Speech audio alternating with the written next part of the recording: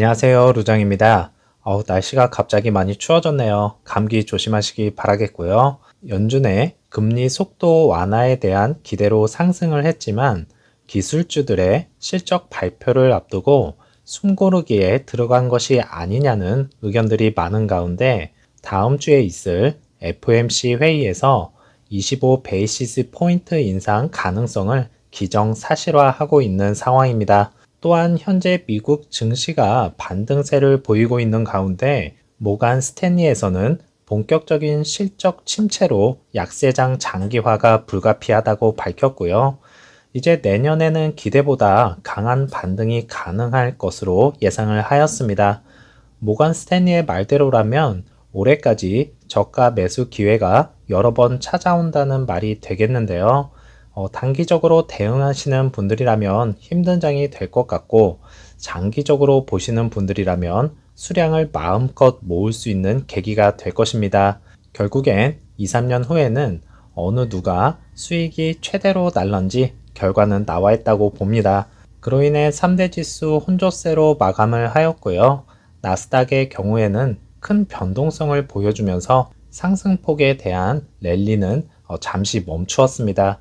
마이크로소프트가 실적 발표를 하였는데요. 매출이 약간 하회를 했지만 주당 순이익은 전망치를 웃돌았고 시간 외 거래에서는 4%의 상승을 보여주기도 하였었지만 결국 마이너스 1.33%가 하락을 하면서 마감이 되었네요. 일단은 마이크로소프트는 어느 정도는 잘 넘어간 듯 보이고 있고요. EV 섹터주 흐름을 보면 리비안이 마이너스 0.28%, 테슬라가 플러스 0.1% 상승과 애프터 장에서는 마이너스 2.04%가 하락을 하였는데요. 오늘 미국장이 끝나고 테슬라의 실적 발표가 있는 만큼 전기차 섹터주의 흐름이 어찌 될지 지켜봐야 되겠습니다. 루시드는 마이너스 2.49%가 하락을 하면서 혼조세를 역시 보여주었고요. 애프터 장에서도 마이너스 1.16%가 재차 하락을 하면서 단기적인 캔들 모양을 보면 며칠간 하락 가능성이 이제 크지만 테슬라 실적이 잘 버텨준다면 어느 정도는 선방을 할 수 있지 않을까 생각됩니다. 오더플로에서는 3거래일 연속 라지 스케일의 매수가 들어왔고요. 미디움과 스몰캡에서는 매도가 약간 더 많은 것을 확인할 수가 있었습니다. 1분봉에서는 나스닥과 함께 장 초반 급격한 상승세에 9불대를 터치를 하면서 10불대를 향해서 가기를 바랬지만 증시의 혼조세와 함께 버티진 못하는 모습이었고요. 한 달 동안 주가 상승폭을 살펴보면 루시드가 30.7%로서 가장 큰 상승폭을 보여주었고 테슬라는 16.4%, 리비아는 마이너스 4.6%를 기록을 하였네요. 오늘장에서는 약간의 오차가 있으니까 참고하시기 바라겠고 루시드가 이번 분기 생산성을 입증을 하고 2023년 가이던스를 몇 대를 제시를 하느냐에 따라서 앞으로의 방향성이 결정이 날 텐데요. 월가에서는 대략적으로 24,000대 정도 예상을 하고 있지만 너무 무리하게 잡지 말고 대략 한 2만 대로 잡아서 2022년 가이던스 하향을 2번이나 했던 만큼 2만 대 달성을 먼저 이루는 것이 좋을 듯 합니다. 한편으로는 2023년에 수익성이 없는 루시드를 피하라고 하고 있고요. 일단은 법정 소송권은 승리를 했지만 현재까지 열악한 재무 상태와 딜리버리 대수에 대해서 부정적으로 바라보고 있었는데요. 이것 때문에 피하라는 말은 단기적으로 보면 피해라 뭐 이렇게 할 수 있겠지만 어느 기업이 처음부터 흑자 내고 생산을 10만 대에서 20만 대 하는 기업이 있을까요? 기업의 성장성은 단계가 있는 것인데요. 기업의 성장성을 믿고 바라보고 틈틈이 수량만 잘 모아가면 될 것이라 생각합니다. 이제 몇 년 안 남았다 생각하고요. 경기 침체로 인해서 흑자 전환이 2025년이 될지 26년이 될지 정확히는 알 수는 없겠지만 언젠가는 흑자 전환이 이루어지고 생산성도 10만 대, 20만 대 이렇게 생산하는 날이 올 것입니다. 빅테크 기업들 실적 발표가 있을 때마다 마음을 졸여야 하는 어닝 시즌입니다. 왠지 모를 서늘함이 감돌고 있지만 2023년 가이던스를 통해서 긍정적인 발표를 해주기만을 바라겠고요. 불리시한 골든 크로스 시그널이 S&P 500에서 나오고 있는 만큼 더 강력한 상승세로 이어졌으면 하는 바람입니다. 포르쉐는 최근 테슬라와 루시드와 경쟁을 하기 위해서요, 1000마력짜리 차량을 준비 중에 있고요. 트라이 모터를 장착을 할 것으로 예상을 합니다. 현재 스파이샷이 공개가 되면서 윈터 테스트를 거치고 있었고요. 결국엔 판매량이 많지는 않아도 제조사들의 자존심 대결이 아닐까요?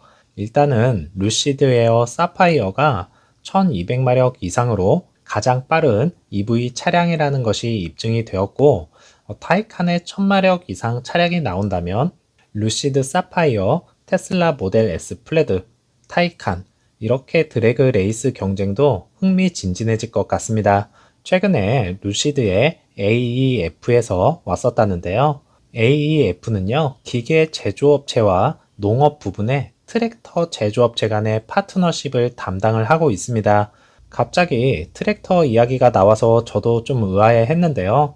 요즘 농업 산업도 EV로 전환이 되고 있기 때문에 트랙터에 대한 관심이 올라갈 수밖에 없는 상황이라 생각을 하고 있고, 그래서 최고의 기술력을 자랑하는 루시드에 방문을 하여서 모터와 배터리 등을 문의를 했을 수 있다는 생각이고요.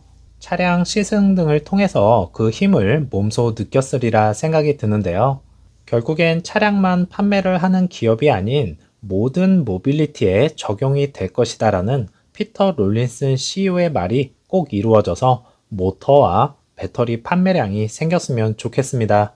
가장 믿고 있는 사우디아라비아의 루시드 그룹에 대한 해지가 있다고 말을 하고 있고요. 중국의 스타트업 기업인 이노베이트 모터스와 스모우 홀딩스는요, 18개월 만에 10만 대의 저렴한 EV를 생산을 시작을 할 것이라 말을 하였습니다. 루시드 그룹은 사우디가 이제 몰빵을 하다시피 엄청난 자금으로 투자를 하고 있는 상황에서 그 구별은 곧 끝이 날 것이다. 훨씬 더 빨리 끝날 것이다. 이렇게 말을 하고 있었는데요. 이게 도대체 무슨 말일까요? 사우디가 루시드 그룹을 버릴 거란 이야기일까요? 중국 EV 업체인 이노베이트는요, 2022년 12월 사우디에 10만 대 생산할 수 있는 팩토리를 건설할 예정이었다고 합니다. 이제 18개월 만에 가동이 될 예정이면서 23,000불에서 25,000불 ME5 크로스오버와 32,000불에서 44,000불 ME7 크로스오버를 생산을 한다고 하는데요. 가격적인 측면에서 보자면 루시드와 직접적인 경쟁자는 아니겠지만 사우디 최초의 EV인 시어와 경쟁을 하게 되지 않을까 생각이 드는데요. 사우디가 자국의 EV와 경쟁을 하게 되는 여러 업체들을 건설을 하려는 이유는 과연 무엇일까요? 결국에는 이제 사우디의 EV 허브를 건설하겠다는 의지라고 볼 수가 있겠고, 오일 머니에서 벗어나려는 움직임이라 생각이 들고 있지만 중저가형 모델 시어와의 경쟁은 불가피해 보이고 있고요. 다만 이제 이것이 약간의 의문점으로 남을 수가 있겠네요. 루시드는 2023년에 그래비티 SUV에 대한 예약이 시작이 될 것이고 2024년부터 딜리버리가 될 것입니다. 또한 사우디의 공장을 건설 중에 있고요.